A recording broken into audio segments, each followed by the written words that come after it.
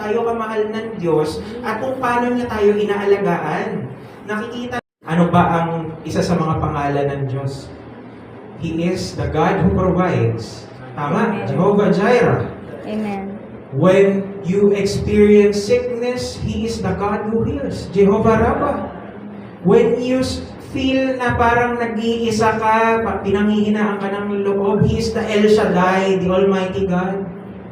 Pero kung hindi mo na experience yung mga bagay na yon, how will you know that these things are true? Tama ba?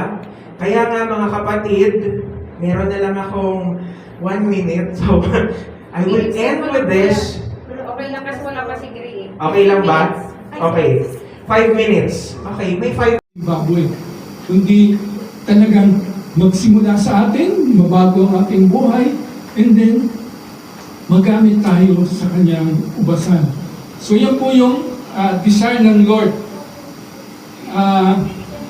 At makikita natin dito nga po sa Revelation 3:20. So here I am, standing at the door and knock. If anyone hears my voice and open the door, I will come in and eat with him and he with me. So yan si Jesus Christ kumakatok sa atin. Gustong gawing templo yung ating puso. Kaya dito po sa Revelation 3:20, makikita natin yung relationship na gusto ng Lord sa atin.